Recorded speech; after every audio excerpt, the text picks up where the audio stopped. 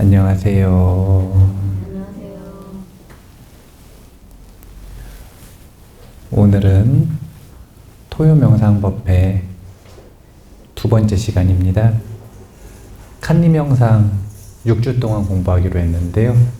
두 번째 공부하는 날이라 첫 번째 공부한 날 이 기본 명상을 할 때 명상 순서를 어떻게 하면 좋은지에 대해서 칸리명상의 이 안내에 따라 정리한 내용을 먼저 복습하고 오늘 내용 시작하도록 하겠습니다. 일단은 칸리명상은 아나파나사티 호흡관을 배우는 방법입니다. 그래서 이 호흡이라고 하는 것을 제가 개인적으로 알려드렸던 기본 명상들이 있지만 결국은 그 기본 명상들은 사티를 다루는 방법을 파편으로 나눠서 연습을 하는 것이고, 그렇게 하나하나의 마음의 일들을 훈련해서 뭘 할 거냐면 호흡을 보는 걸 할 거예요. 그래서 이 칸리 명상은 핵심 명상에 해당이 되는데 처음부터 끝까지 계속 연습해야 되는 명상 주제라고 보시면 되는데, 칸리 명상에서는 명상을 할 때 이런 순서로 하라고 합니다.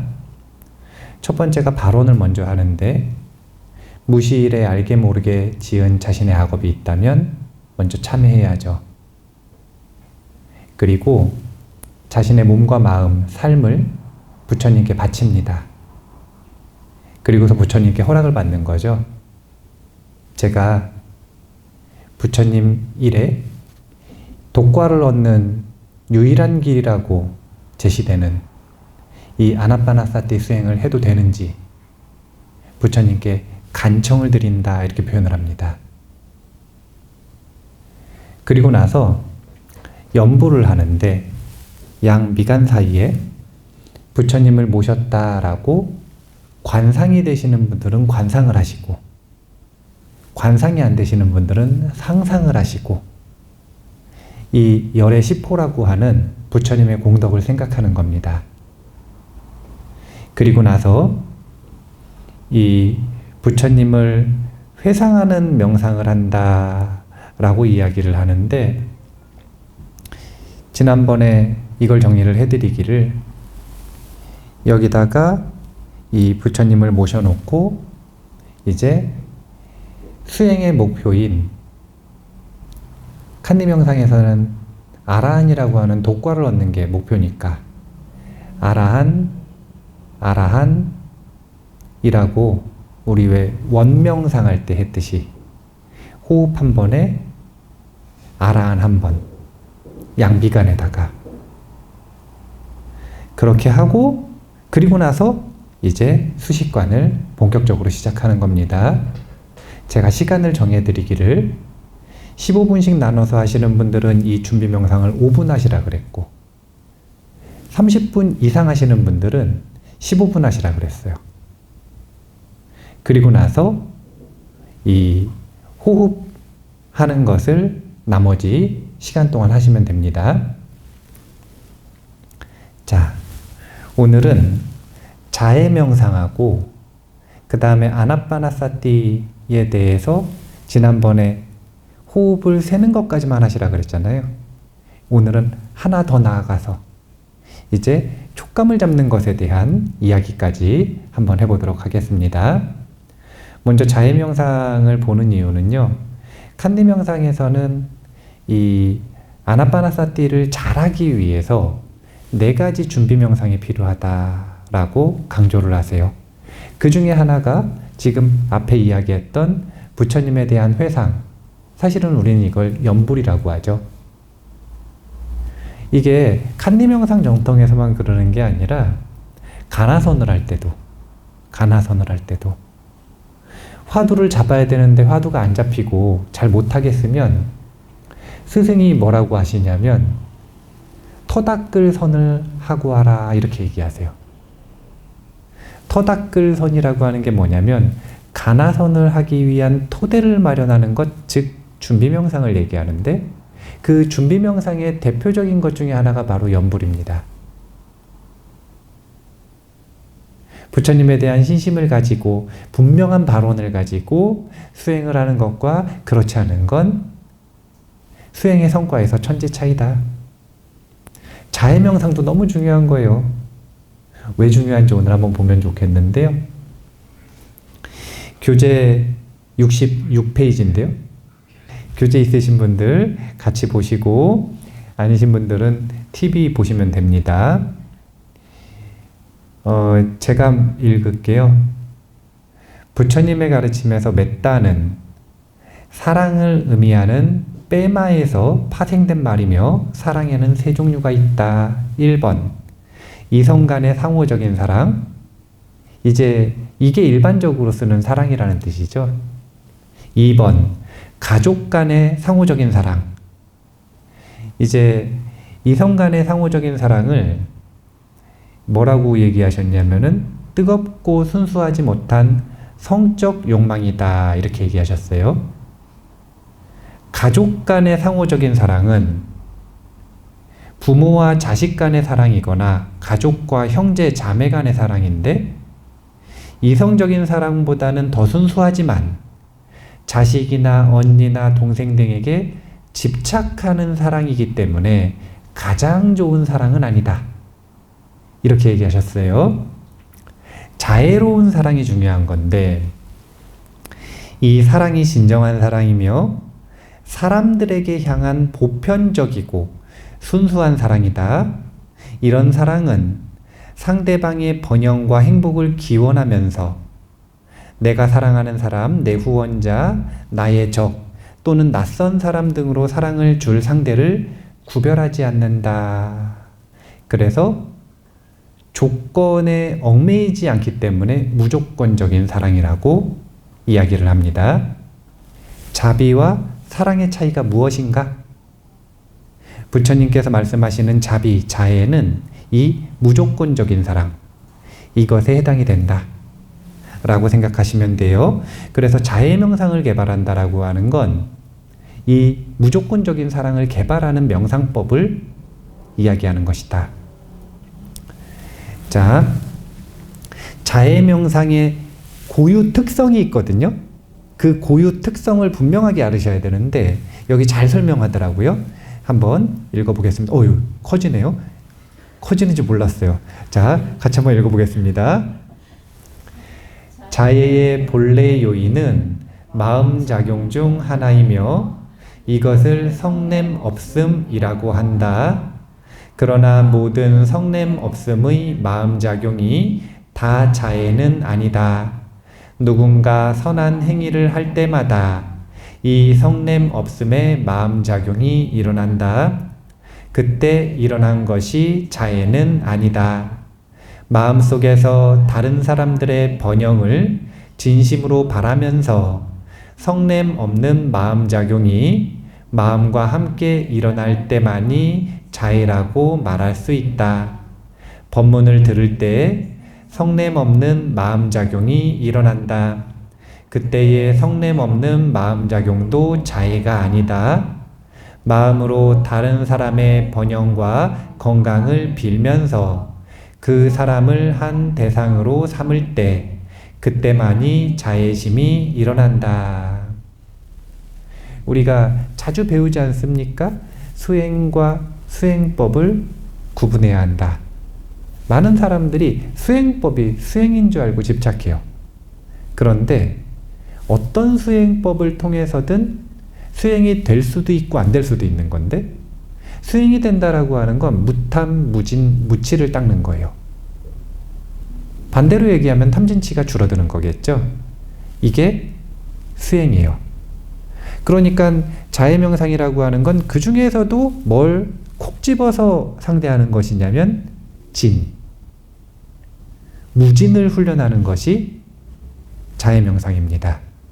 그런데 무진의 상태가 됐다 그래가지고 자애명상을 하는 건 아니라는 거예요. 무진의 상태가 된 것, 이것은 음적인 작용이잖아요. 분노가 줄어든 거니까. 근데 그 상태에서 한 발자국 더 나아가서 이 마음을 일으켜야 되는데 그게 뭐냐면 살아있는 존재든 살아있지 않은 존재든 대상으로 삼아서 그 대상에게 번영과 건강과 행복을 빌어주는 마음, 전달되기를 바라는 마음, 그가 그렇게 되기를 바라는 마음, 이 특성이 있어야만 자애가 개발이 된다 라고 하는 것입니다. 이건 마치 뭐와 유사하냐면 작년에 수행 주제로 법다운 마음가짐을 이야기했을 때 일단 얼빠져 있으면 안 된다 그랬잖아요. 깨어 있어야 된다 그랬죠. 그럼 깨어 있으면 깨어 있다고 곧바로 마음이 청정해지느냐? 그렇지 않다 그랬어요. 마음은 오해와 온갖 감정들로 더러워져 있습니다. 그럼 마음 챙김의 힘으로 청소한다. 그럼 준비가 됐어요. 무슨 준비가 됐냐면 이제 새로운 경험, 다가오는 경험에 전념할 수 있는 준비가 된 겁니다. 그런데 여기서 한 발짝 더 나가야 된다 그랬죠. 그게 뭐냐면 기꺼이 즐겁게 하는 힘. 이게 있어야 뭐라고 했냐면 안심이 아니라 안락행, 법다운 마음가짐이다. 자애도 똑같은 거예요. 분노 없음의 작용은 자애 명상을 할 때만 일어나는 게 아니라는 거예요. 분노 없음은 선한 행동을 할 때도 일어나고요. 법문을 들을 때도 일어난다는 거예요. 근데 그때 항상 자애 명상을 하는 것이냐? 아니라는 거죠. 무진의 마음은 준비고 그 준비된 상태에서 무엇을 해야 되는가? 대상을 향해 건강과 행복과 번영을 바라는 마음을 보내야 한다. 그래서 제가 가장 최근에 자애 명상은 기도와 똑같다 이렇게 이야기를 했죠. 수행자의 기도는 이거예요. 자애 명상. 수행자의 기도는 이것. 자애 명상. 그래서 자애 명상을 어떻게 하느냐? 이제 자애 명상의 방법이 528가지가 있다 이렇게 표현을 해요. 이게 경전에 언급되어 있는 방법이래요. 근데 그 방법은 다른 게 아니라 하나의 자애 명상을 528가지 방법으로 하는 겁니다. 근데 이것은 12가지 대상이 있고 10가지, 11가지 방향이 있는 거예요. 그래서 그걸 곱하니까 이제 이 528가지라고 하는 방법론이 나오는 건데 칸디 명상에서는 이렇게 복잡하게 안 한다는 겁니다. 칸디 명상에서는 이렇게 한다는 거예요. 한번 제가 읽어볼까요? 칸디 전통에서는 먼저 10가지 방향으로 자애를 보낸 후 마음속에 생각하고 있는 각 개인에게 보낸다. 쉽죠? 마음의 일이 되게 쉬운 거예요. 어떻게 하냐면 문장이 있어요. 이게 좀 덜 읽을게요. 각각 사람의 얼굴을 떠올린 후 그들에게 자애를 보낸다. 수행자는 자애 명상을 시작할 때 삿바 상가 히까 차별을 두지 않고 모든 대상과 모든 방법을 포함하여 한 문장으로 자애를 보내는 것로 자애를 개발하는 것이 최상의 방법이다. 명상을 할 때마다 수행자는 삿바 상가 히까를 사용해야 한다. 즉 대상의 차별을 두지 않고 간단한 문장으로 자애를 보내야 하며 먼저 마음속에 자애심이 생기도록 명상을 해야 한다. 그러니까 이 삿바 상가 히까라고 하는 자애를 유도하는 문장이 있다는 거예요. 칸디 명상에서 쓰는 문장이 있겠죠. 그럼 그 문장을 어떻게 하느냐? 먼저 10가지 방향, 동, 서, 남, 북, 그리고 감방 4군데, 그리고 상, 하로. 먼저 그 문장으로서 특별한 대상 없이 그 방향에 있는 모든 존재들이 이렇게 번영과 행복을 누리기를 문장을 활용해서 자애의 마음을 일으킵니다. 그리고 나서 마음의 일이 무엇이냐?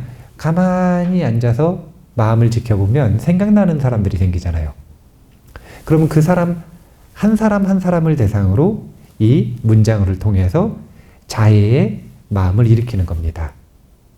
이렇게 훈련하는 거예요. 어렵나요? 마음의 일이 쉽죠? 마음의 일, 이런 거 이제 안추상적이죠. 처음에 마음의 일이라 그러면 그 마음의 일이 도대체 뭐냐?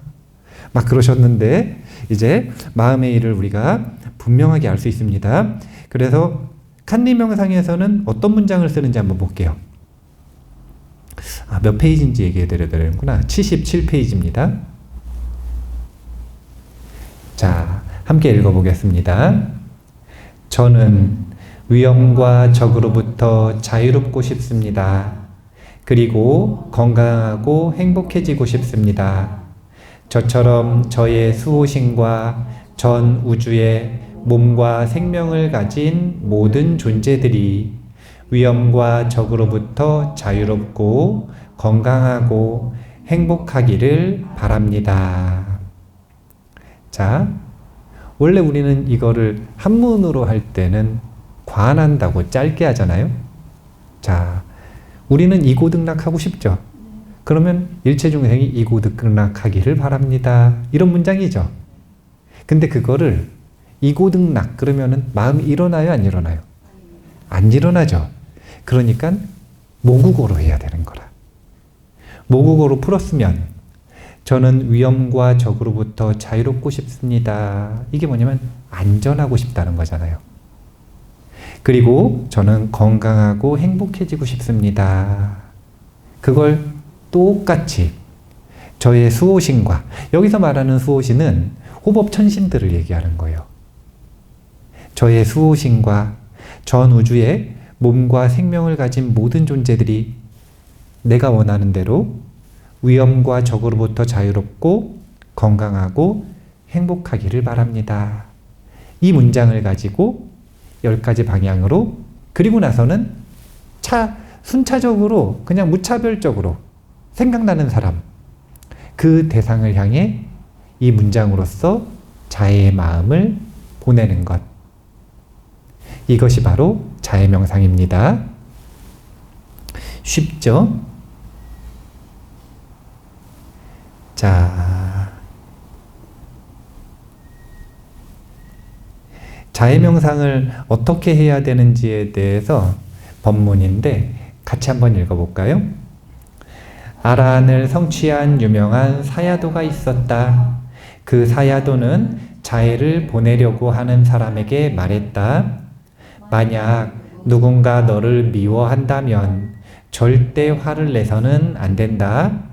대신 유리잔에 찬물을 담고 조약돌 몇 개를 집어넣어라. 그 조약돌을 뜨거운 분노로 가득한 사람의 심장이라고 생각하라. 차가운 물이 조약돌을 차게 식힌다고 관상하라. 그때 너를 미워하는 사람을 상상하고 그 사람에게 자애를 보내라. 그렇게 하면 머지않아 그 사람이 너에게 친절하게 대할 것이다.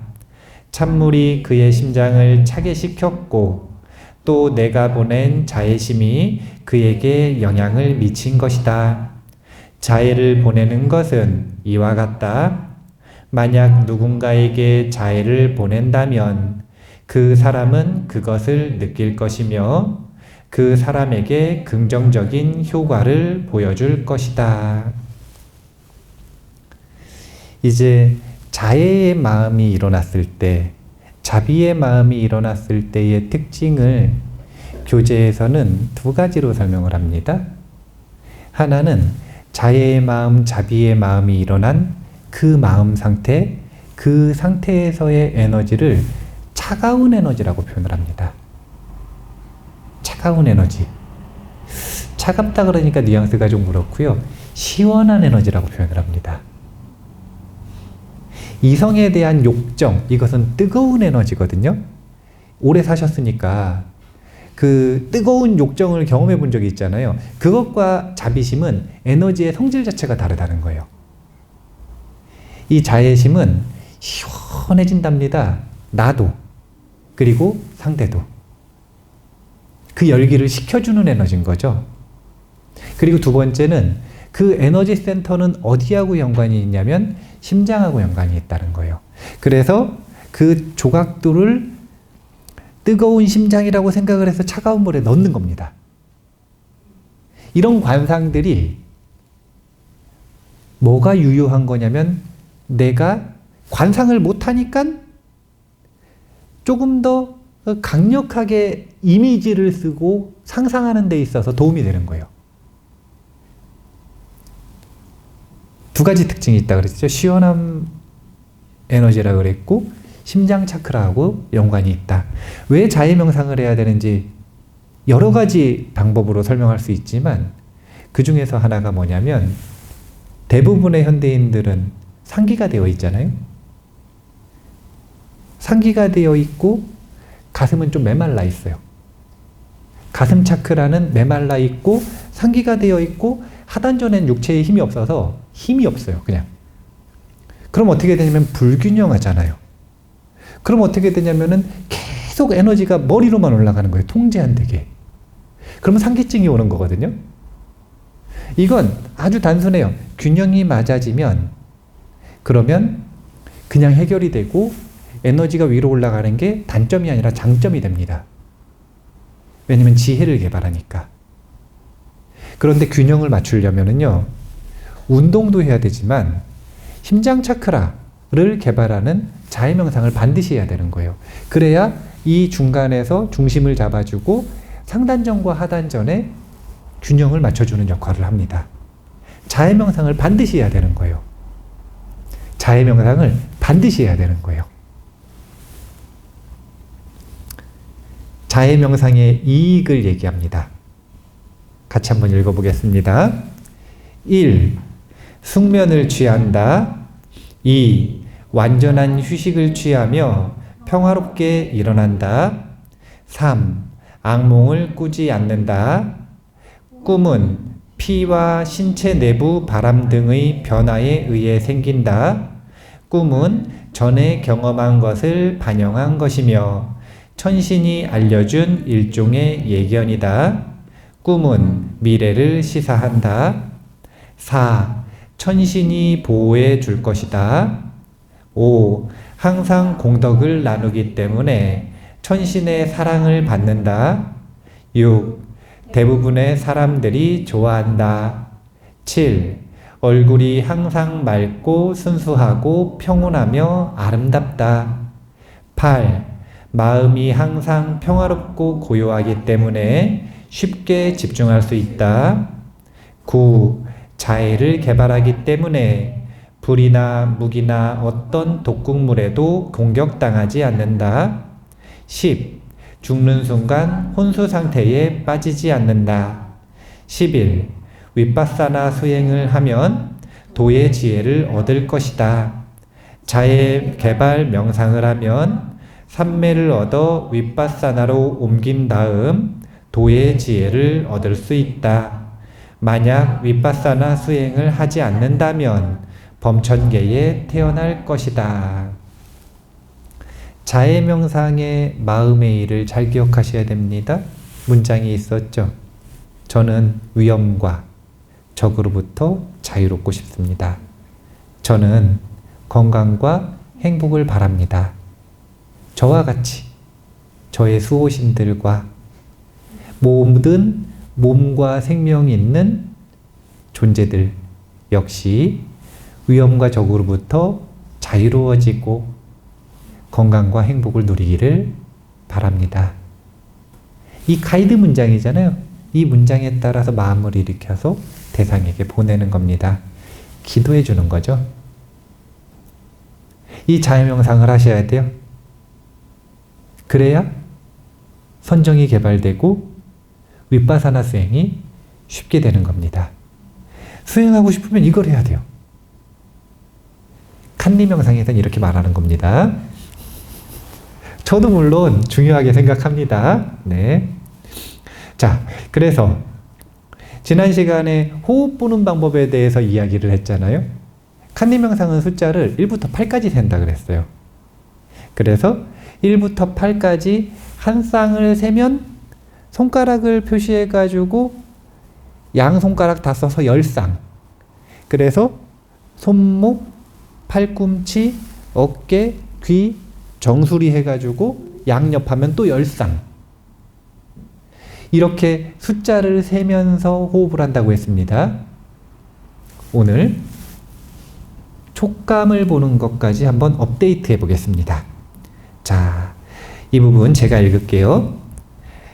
가장 편한 자세를 취한 후 평상시 호흡하듯이 4번 내지 5번 호흡한다. 마음이 어떤 생각도 하지 못하게 해야 한다. 마음이 고요해지면 마음을 호흡으로 보내고 3번 내지 4번 호흡한다. 콧바람이 한 지점을 접촉한다는 생각으로 자연스럽게 호흡한다. 만약 호흡이 느리면 호흡의 속도를 바꾸지 마라. 만약 호흡이 빠르면 약간 느리게 하라. 전심전력을 다해 코끝이나 윗입술, 위 콧구멍 주위에서 호흡 접촉 지점을 찾아내려고 노력한다. 그런 다음 들숨부터 수행을 시작한다. 자, 핵심을 요약하면 이렇죠. 먼저 호흡을 통해서 마음을 좀 고요하게 한다. 마음이 산란하지 않고 고요해졌으면 호흡을 하는데 뭘 찾을 때까지 숫자를 세지 말라는 거냐면 바람길이 피부와 접촉하는 지점을 찾을 때까지는 지금 숫자를 세지 말라는 거예요. 왜냐하면 숫자를 세는 것은 집중을 위한 요소가 아니라 뭐냐면은 얼빠지는 걸 방지하기 위한 거예요. 그리고 나중에는 집중이 깊어졌을 때 관찰하는 힘을 남겨두기 위해서 지금 이걸 쓰는 거지, 그것 자체가, 숫자를 세는 것 자체가 집중을 위한 방법이 아닌 거예요. 우리 기본 명상 다 배워봤으니까 마음의 일을 지금 이해되시죠? 지금 이렇게 얘기해도. 그러면 집중을 하기 위해선 뭘 해야 되냐면 초점을 좁혀야 돼요. 삿띠를 그냥 여기다 두는 게 아니라 그 삿띠에 초점을 좁혀야만 집중이 되거든요. 그 방법이 바로 지금 바람길이 호흡을 통해서 바람길이 이 신체와 접촉하는 지점을 찾는 거예요. 이걸 찾으면 그러면은 그 한 지점에다가 마음을 두기 위해 애를 쓰면서 뭘 하는 거냐면 이제 호흡을 세는 겁니다. 자, 조금 더 힌트들이 나오니까 읽어볼게요. 제가 읽겠습니다. 호흡하는 바람이 한 지점을 접촉하자마자 그것을 알아차린다. 콧구멍 사이의 살점이 아니라 바람이 닿는 그 지점을 보려고 한다. 수행자는 실제로 호흡하는 바람을 보지 못하지만 마음속으로 바람을 보려고 해야 한다. 자, 콧구멍 사이의 살점을 보는 게 아니라는 건 촉감을 찾아야 된다 그러면 바람길을 보려고 하지 않고 자꾸 촉감을 보려고 해요. 뭔가 봐야 될 것 같으니까. 그러면 가장 명료하게 바람길을 못 봐도 볼 수 있는 촉감이 뭐냐면 콧구멍 사이의 살점이에요. 왜냐면 콧구멍 사이의 살점은 그냥 있잖아요, 여기에. 그러니까 쉬운 거라도 일단 찾으려고 자꾸 거기를 찾는단 말이에요. 근데 그게 아니라 핵심은 뭐냐면 호흡의 길을 보는 게 핵심인 거예요. 그리고 여기서 또 힌트가 나오는데 그게 뭐냐면 호흡하는 바람을 보지 못한다 그랬죠. 그걸 어떻게 보라 그러냐면 마음속으로 보려고 해야 된다. 이게 도대체 무슨 말이냐? 마음속으로 바람을 어떻게 보느냐? 이게 무슨 말이냐면은 다른 게 아니라 알면 된다는 거예요. 본다, 느낀다, 촉감 이런 말들에 속으시면 안 되고 그 촉감을 보려고 할 필요도 없고 그 촉감을 억지로 만들어서 느끼려고 할 필요도 없고 그 촉감을 알면 되는 거예요. 이걸 마음속으로 바람을 본다 이렇게 표현하는 거예요. 마음속으로 호흡 길을 막 상상을 하고 코 모양을 상상을 해서 거기에 막 닿는 걸 상상을 하고 억지로 그럴 필요가 없어요. 그게 보려고 한다, 느끼려고 한다라는 말에 속은 거예요. 그게 아니라 알면 되는 거예요. 동시에 호흡하는 바람이 다 없어질 때까지 알아차리면서 들이쉬는 바람을 따라, 자, 들이쉴 때는 들숨, 마음속으로 이름을 붙인다. 다시 강조하지만 콧구멍 주위의 살점을 보는 것이 아니라 단지 호흡하는 바람을 지켜보는 것이다. 그 바람을 보는 것은 필수사항이다. 그러니까 이 아나빠나사티를 연습할 때 1번으로 먼저 연습해야 되는 건 숫자 세는 거 연습해야 된다는 거죠. 이건 뭐냐면 닷 건 거예요. 망상에 빠지지 않으려고 닷을 걸어 놓은 거예요. 그러면 닷을 걸어 놓고 그 다음에 이제 집중으로 들어가려면 필수 사항이 뭐냐면 바람길을 보는 겁니다. 그래서 바람길이 피부와 접촉하는 지점을 본다, 느낀다, 헷갈리니까 그렇게 생각하지 마시고 안다. 안다. 안다.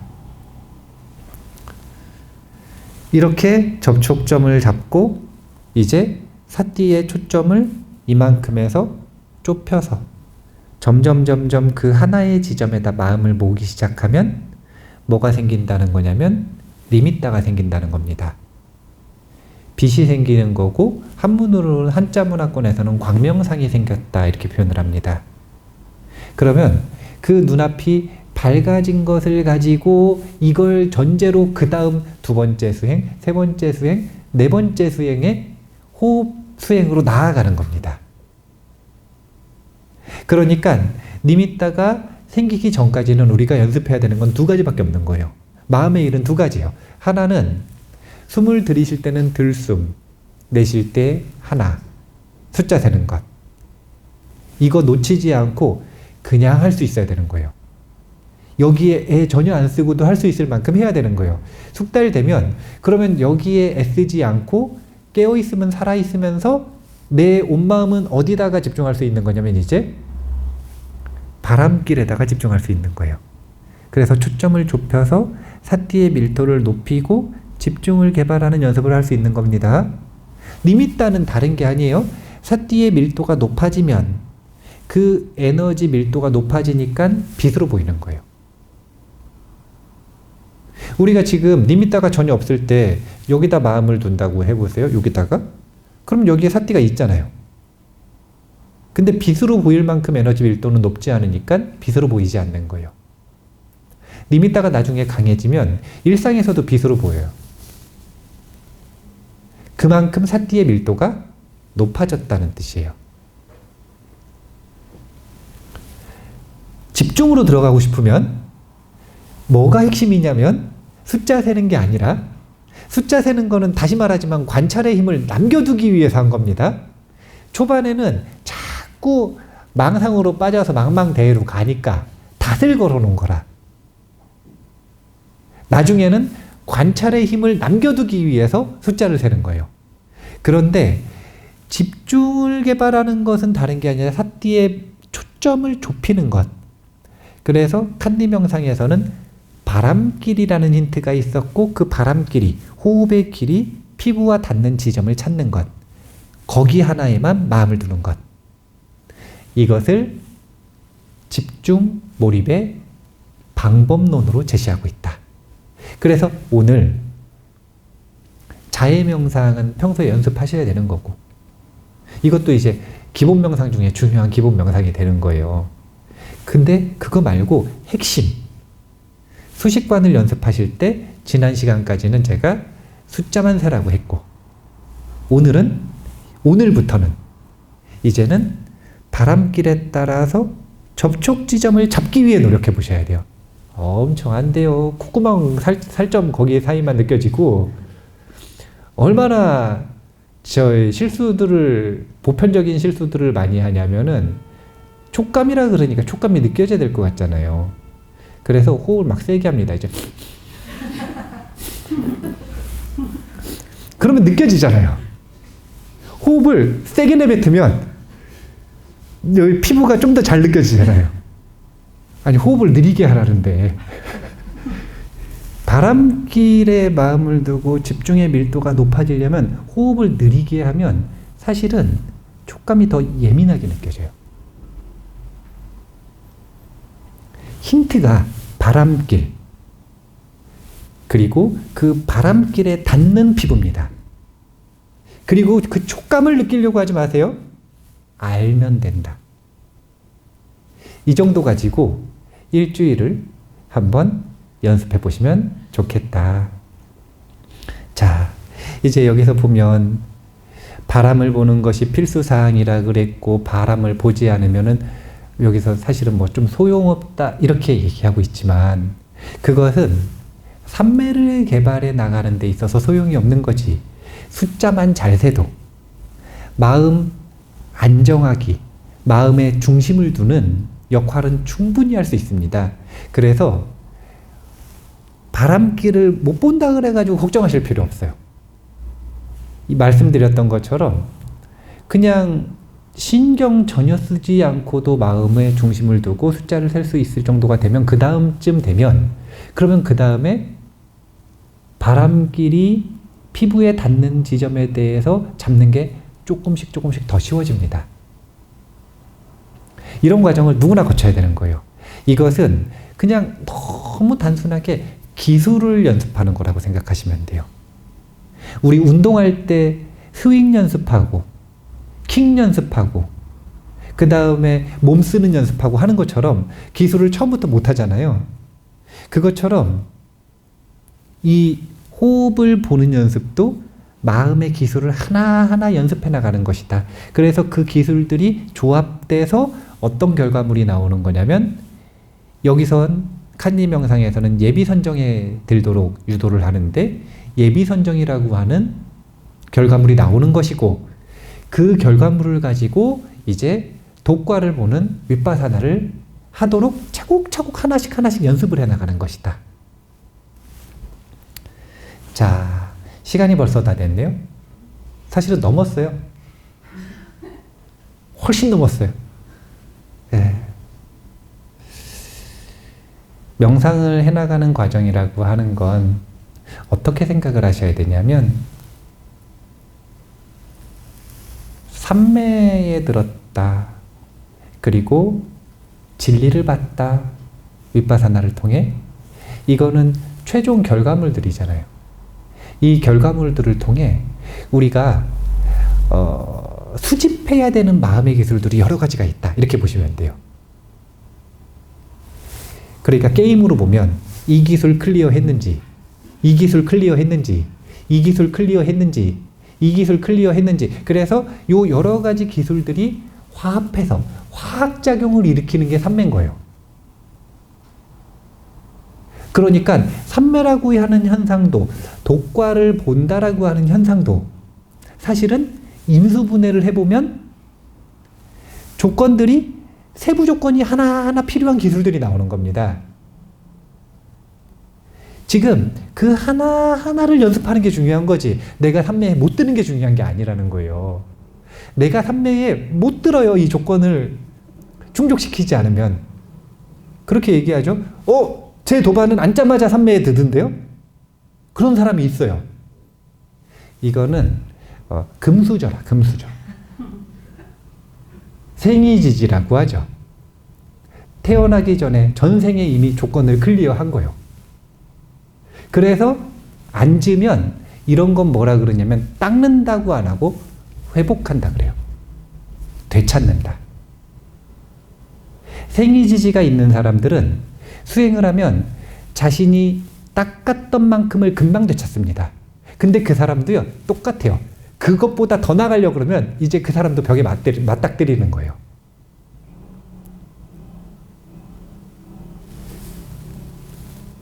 해체해서 보는 겁니다. 삼매라고 하는 현상, 독과를 얻는 지혜라고 하는 현상을 그것 자체로 보지 마시고 해체해서 볼 때 우리가 오늘 일주일 동안, 한 달 동안 지금 당장 해야 되는 당면과제를 분명하게 찾을 수 있다. 오늘 제가 조금 해체해가지고 이 핵심이 되는 가벼운 기술들을 몇 가지 얘기를 했습니다. 그러면은 칸니 명상 6주 동안 배우지만 6주짜리 과제가 아닙니다. 이거는 지금 보시면 아시겠지만 제가 첫 번째로 한 이유가 있겠죠. 핵심 명상으로서 부처님의 가르침을 배울 때 이 명상은 지속하겠다라고 하는 의지인 거예요. 부처님께서 성불 하신 이후에도 이 아나파나사티를 하셨다고 합니다. 부처님께서 성불 하신 이후에도 하는 수행이 바로 이 아나파나사티예요. 그러니까 우리가 붓다의 호흡법, 그 중에서도 여러 전통이 있지만 칸리명상, 발음이 좀 이상했네요. 칸리명상 전통을 바탕으로 부처님의 호흡법을 꼭 배워나가셨으면 좋겠습니다. 위험과 적으로부터 자유로워지실 수 있고요. 그리고 건강과 행복을 누리실 수 있습니다. 아나파나사티 수행만 하셔도. 자, 그러면 남은 4주 동안 5주 동안 한번 열심히 실천하고 공부해 봤으면 좋겠습니다. 마무리하겠습니다. 감사합니다.